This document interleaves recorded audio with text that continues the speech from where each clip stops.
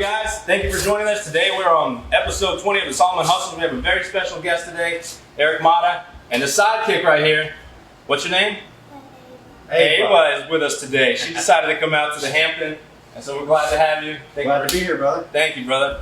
We're joined by Matt Taylor and Tim Sisler, and we're going to play a little game and do a little podcast and talk about how to be an entrepreneur and what it takes to level up and kind of what you're working on and what you're doing. Eric's very successful. If you guys don't know him, which chances are you probably do, but if you don't, he's started New Life Media, a marketing company. He started, you do ClickFunnels, you've got BCs you're doing with Brittany. Yeah. You guys launched a new product the other day. So, man, just doing so many great things here in Springfield. Living life, bro. That's what we do. We live life. That seems like so much progress from just starting out this entrepreneurial journey just not that long ago, right? Yeah, I mean, I know it's easy to look at like what you guys are doing today or what I'm doing today and say, man, that's progress or that's success, you know what I'm saying? But you don't see the years of trying and failing and all that other stuff that goes along with it. So that's the stuff, man. The iceberg effect. The iceberg, you're right. You know? So that's kind of really what it's all about. Right on. Well, you're a guest. Why don't you break today for us? So I'm just gonna give you the disclaimer. I used to have a pool table growing up, so I'm lightweight pretty good. So okay, all right. Where's the chalk? Where's the chalk? Right over here. It's chalked up. Yeah, when I was little, man, my dad, he on the packs of marbles, he used to have like the Marlboro Miles and stuff like that. Oh yeah. My dad cut like 5,000 packs of cigarettes. Like I remember as a kid, he used to go. We would go places and he would buy like trash bags full of empty Marlboro cigarette packs because he wanted this Marlboro pool table so bad. You get the Marlboro Miles. And he bought the damn thing, he got it. So. That's dedication, man. When I was a kid. You must have been a pool shark. He wasn't even that good either, for real. I mean, I've never really been like a pool shark, but he used to have like, kind of like how you guys do down here. Like we had a 2-story house, so in the basement it was kind of like his bar style area, you know, his kicking spot, so it was cool. And that was in New Carlisle? Yeah, Park Lane, yeah. Okay. It's a good thing you straightened up that rack. Yeah. Right. Right. Wait, what's teams here? I mean, I'm probably the only one who's terrible at pool right now, so All right. you're on board with me. All right. Okay, cool, I got that. Oh, uh-oh. Sorry.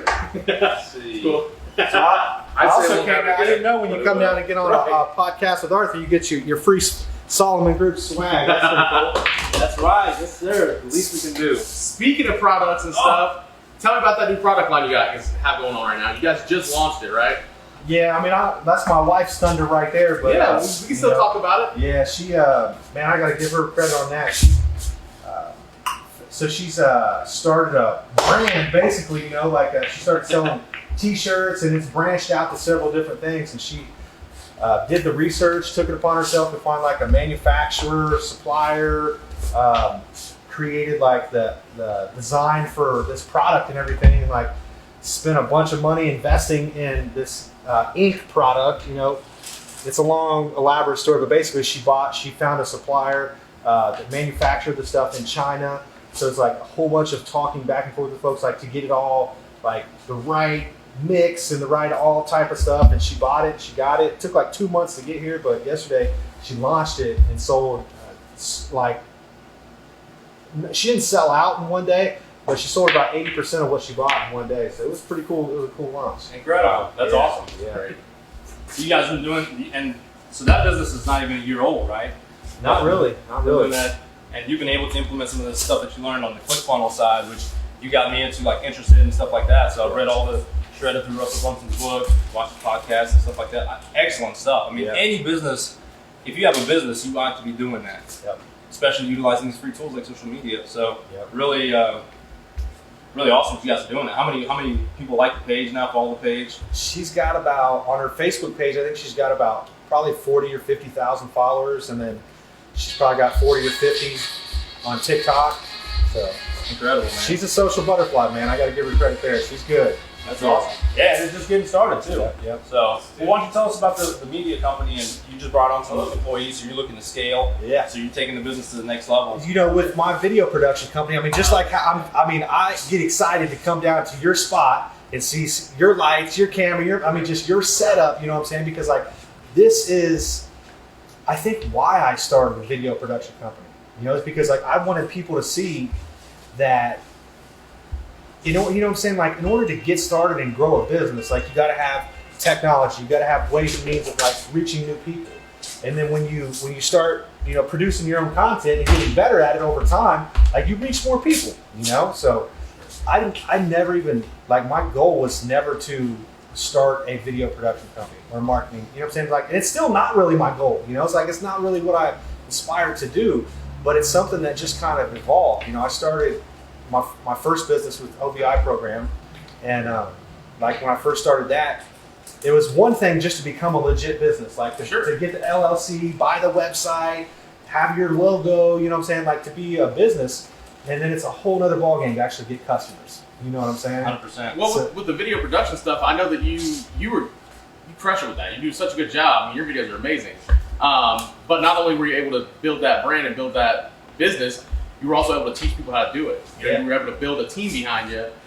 So now, I mean, they can easily take it over if you need them to. Yeah, I mean that's what I'm trying to do right now. It's like I've like I remember when I first.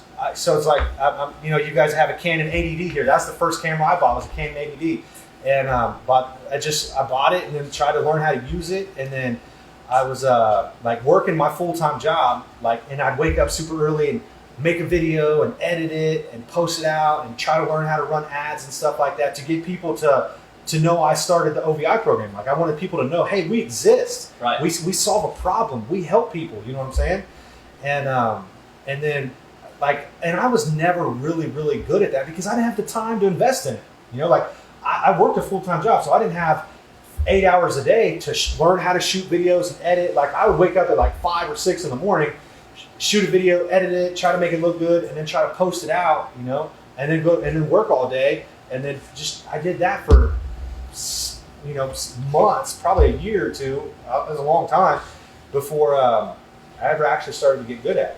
And that's a good piece of advice right there, guys. If you're an entrepreneur, don't just jump out and you have no backup plan. You got to still maintain your job until you've got enough maybe coming in.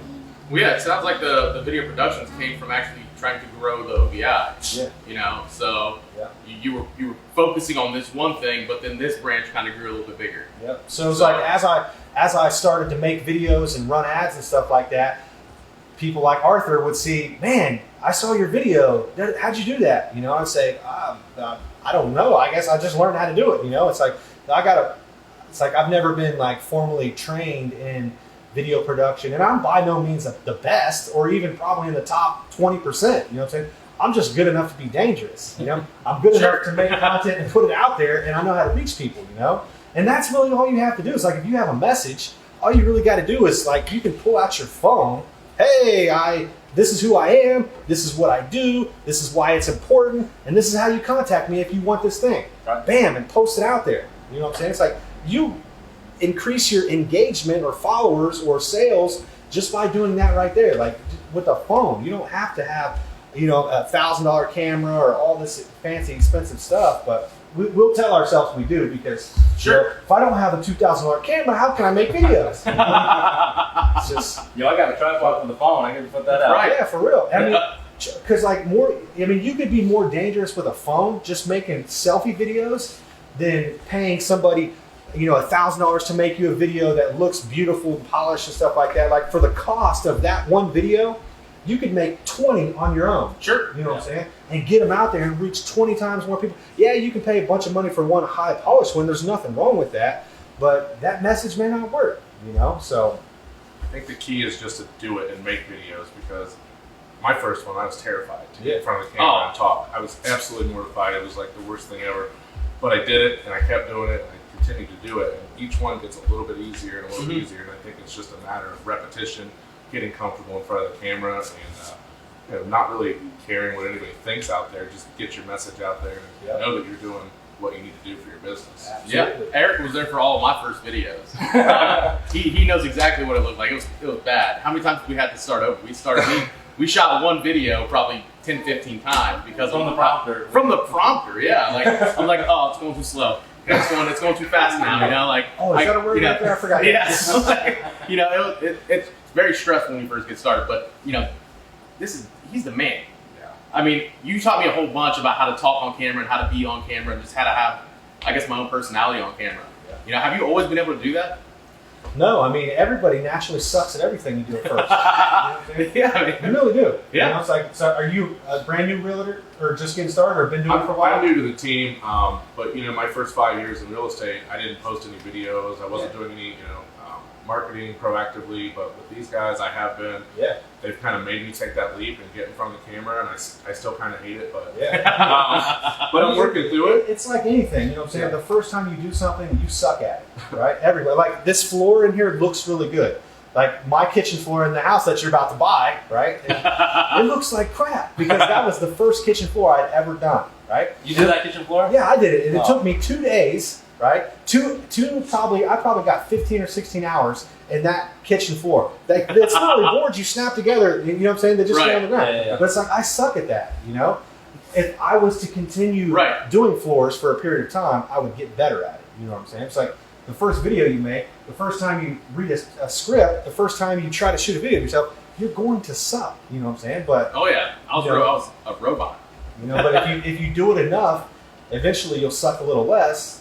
And if you do it enough, you get to a place where you really don't suck at all and you're actually good at it. Like somebody could come in here and lay this floor in probably 2 or 3 hours. If they got a team, you know what I'm saying, they can get it done quick. You know? Come on, Jason. Why did it take a whole day and a half? It did take it 2 hours. Yeah, I don't know. Maybe it could. It depends on how many people you have doing it. Or are you a perfectionist? Does everything have to be perfect? You know what I'm saying? Or are you overcritical of every little thing that you do? You know, it's like there's a reason why I was a realtor for 5 years and I never put myself out there on video. I'm worried about how.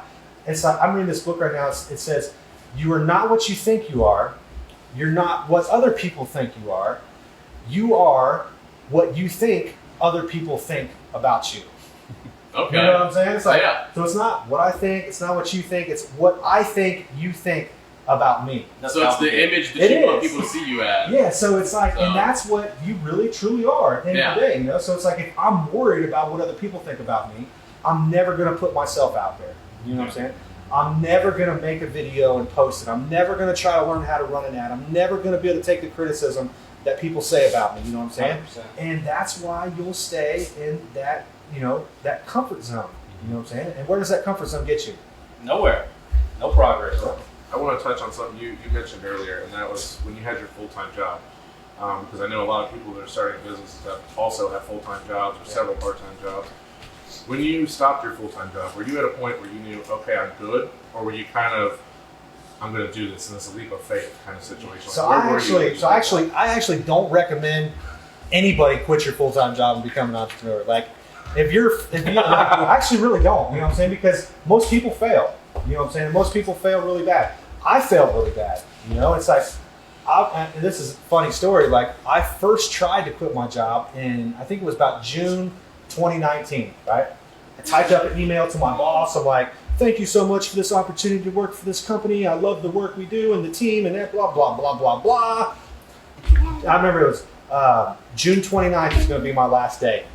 And I clicked submit and I sent it. I'm like, oh my God, I just put in my 2 weeks notice. And then my boss calls me, oh, Eric, we support you, everything that you do. You know what I'm saying? And the next day I'm like, I changed my mind. I don't want to do it anymore.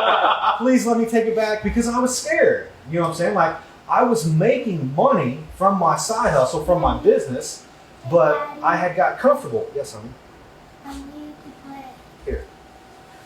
I had gotten comfortable making that extra money. You know what I'm saying? So it's like, yeah, I had a full-time salary that I got, and then I started making an extra couple $1,000 a month from my side hustle, but I was buying camera gear with it. You know what I'm saying? I was buying Right. lights and microphones and computers and all types of great stuff. So my income didn't necessarily go up. You know what I'm saying? I still didn't have good budgeting habits. I still was in debt. You know what I'm saying? I still, you know what I'm saying, didn't know how much money I was going to make next month. You know, so I had kids and a wife, you know what I'm saying? Insurance and paid time off and direct deposit. So like, it's scary to quit that stuff. Sure. That's why in the mental stress I put myself under, right? A lot of people, it's just not worth it. You know what I'm saying? Like, just keep I think it's probably a wiser idea for most people to have a full-time job where they get benefits and, you know what I'm saying, salary and direct deposit, insurance and all that stuff, and just have you a cool side hustle on the side.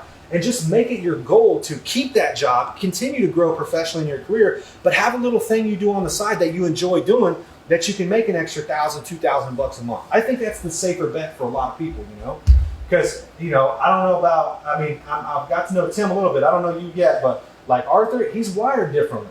You know what I'm saying? We think differently. Risk is the way. You know what I'm saying? And for a lot of people, they think risk, they think, nah, no way, you know? So I actually don't think it's a good idea for a lot of people, but that's just my opinion. So, my so opinion keep doesn't your really matter. W-2 job until, you know, you can no longer take both jobs, or if you're making enough money in your side business that it can dictate, Yeah. okay, now I can comfortably leave this job and do Yeah. this full time. Yeah.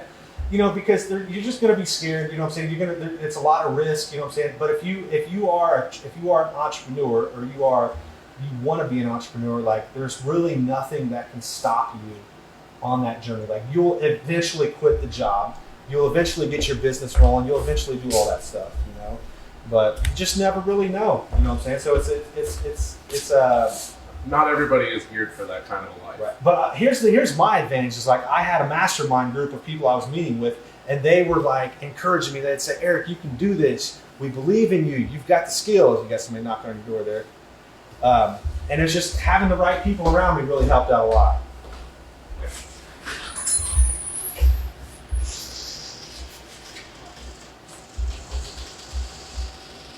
How's it going? Hey guys. Howdy. The next guest, Brad Stegner, the man, the legend. It looks familiar. Where did I know it from? Soup Kitchen. That's right. How you doing? There we go. Hey, we might just throw it all in on one. No, but I mean, what are some of the things as an entrepreneur? So like daily habits, you know, because you have to establish those habits. No one's going to tell you, well, today I need you to do this.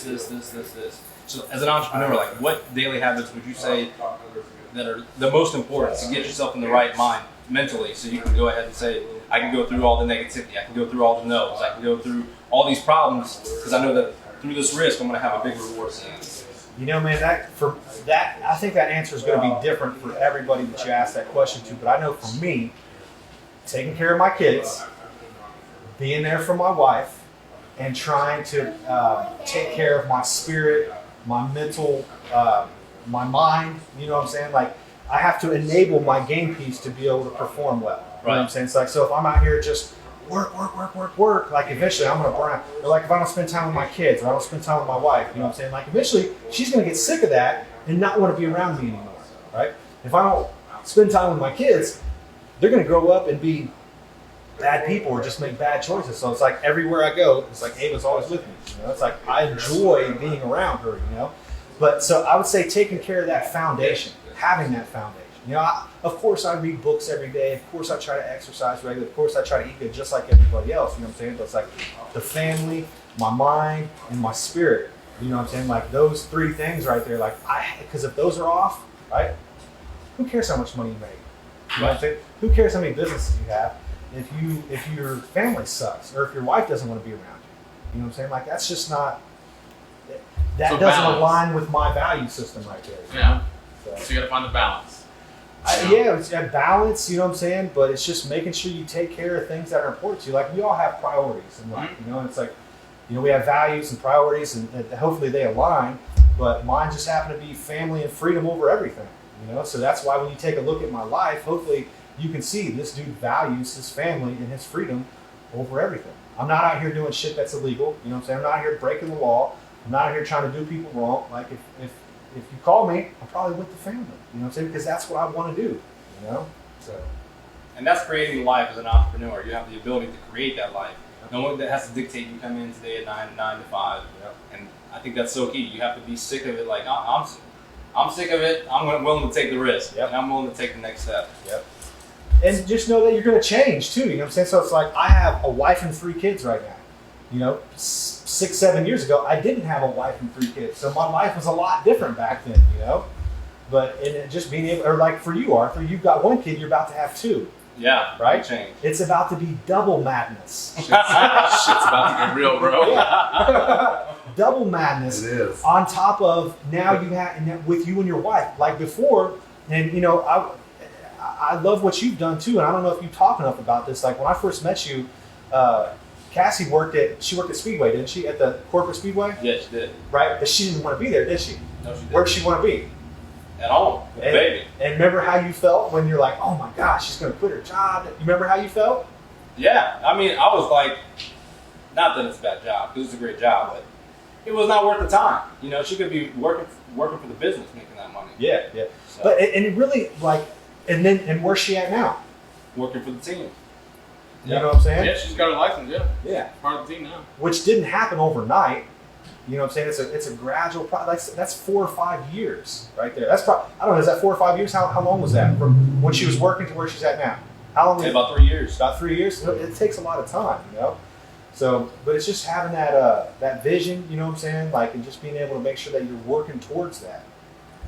So, what advice would you give someone if they have a business right now and say maybe they're not like? Well, let me ask you this: what percentage of businesses do you think don't use social media to promote their products on average in Springfield? I don't know, man. I really don't know. I mean, I know that from my experience, there's a big difference in marketing for your business. That's a local business, or like with my wife, that's where a lot of my experience comes from, just marketing my own businesses. You know, so with my OVI program, like we were like Lima to Cincinnati, so we had a bigger geographical range of targeting. Right? We're not targeting 60,000 people in one little town. We're targeting millions of people. So it's a whole different message, ball game, customer acquisition process. And then with the t-shirt stuff, we're targeting the entire country. Like I've sold courses to people in other countries before, you know what I'm saying? So it's just a different mindset and it's a different strategy. But like with local business stuff, man, like with the video production stuff, like I still struggle with, okay, what type of message does it take locally to get business owners to respond to, hey, I want to buy a video, or I want to invest in video, So, Well, maybe it's coming on a podcast and sharing your message. yeah, maybe helping it us is. to promote it for you. You know? Yeah, it's just getting it's relationships. You know what I'm saying, with local stuff. It's a lot about relationships, Absolutely. which I struggle with. You know what I'm saying. I like to have about 5 friends. You know what I'm saying, for real. And I don't have the desire to be around a ton of people anymore. You know what I'm saying? I value family. You know what I'm saying? So it's like that's where I'm at, is with my family. So if I'm with my family, I don't have the time or the desire to go and be with 20 people. You know what I'm saying? Or have all these different relationships. We all have so much energy, and I just want to invest mine in a different area. You know? No, it makes total sense. I mean, you've got a really awesome story and a great outlook, and I think your message is super positive. And, should be inspiring to people that that want to start their own business and just know that you can succeed. It's just a lot of work, and you just can't give up on it. Yeah. But like you said, you know what I'm saying? Like, if I could give advice to anybody, I know from experience most people don't take advice, so we'll just start with that. But from my experience, man, like understanding the customer acquisition process, like that's what business comes down to: is how do I get more customers? How do I get more customers? How do I get more customers? Not what does my logo look like, or what's my brand colors, or what's my website look like, you know what I'm saying, or any of that jazz. Like, how do you get more customers? As a business owner, that's all that matters. You know what I'm saying? Because business or customers are the lifeblood of any business. So if you want to grow your business, what do you need? Customers. More customers, right? And or if you want to sell your business, what is the valuation of your business dictated on? Well, it depends. If you're a solopreneur, The demand. it doesn't. Yeah, you really don't have nothing, do you? No. You really don't have anything. There's no tangible. Like, there's a big difference between somebody who is self-employed or an actual entrepreneur that owns a business. You know what I'm saying? Like, Right. and that's something that I had to learn, because I thought, man, a lot of people want to be their own boss. You know what I'm saying? But they don't realize that when you're your own boss, you're really just self-employed. And it's like if you stop going to work, the money stops coming in. Right. You know what I'm saying? So what are you really there? You know, so. But from my experience, like, and that's why I studied like the Russell Brunson, the ClickFunnels, Billy Gina's marketing, because customer acquisition is everything, and that's what I've learned how to do. You know what I'm saying? I've learned how to take a video, take a message, put it in front of people, and get them to respond. You know, make them an offer that they can't refuse, and get customers. And you can do it in any business. Yeah. Any business. Any and every business. So incredible. It's like you guys got bit by the bug too. It's like you read Russell Brunson's book and took the One Funnel Away challenge, and it's just so much information. You're like, oh, there's just all this different stuff that we've learned, but it's like executing it is a whole different ball game as well too. Right. You know, so and it definitely didn't happen overnight. You know, I could tell you at least 5 different things I've tried and failed at before I've ever found, and honestly, none of my own personal stuff has been really super successful. Like my wife is the social butterfly. She's the reason. Like I've helped her grow. You know what I'm saying? Which has been really cool. Yeah. You know. So. Well, she got the ideas, and you got the experience doing the OBI, the classes, the courses. Like you bring all that experience. Yep. And you know how to get the message out there. So, well, right on, brother man. Well, we definitely appreciate you coming on. Yeah. Very, very grateful for Eric. Guys, you got any closing thoughts? Thanks for Man, coming. appreciate you coming out. Yeah. Yeah. I'd say in a couple of weeks or a month or two, 133 Roosevelt Drive will be posted for sale. Right I hope on. somebody buys that from Arthur Solomon. That's my house, by the way. Yeah, man, it's gonna be beautiful. So stay tuned for that. We'll do a couple videos. Hey, we might do a podcast there. Who knows? There we Maybe go. before and after or something. Yep. Cool. So sounds good. All right, guys. Great having you on. Thank Good, you. man. Appreciate it. Appreciate it. Thanks a lot, brother man.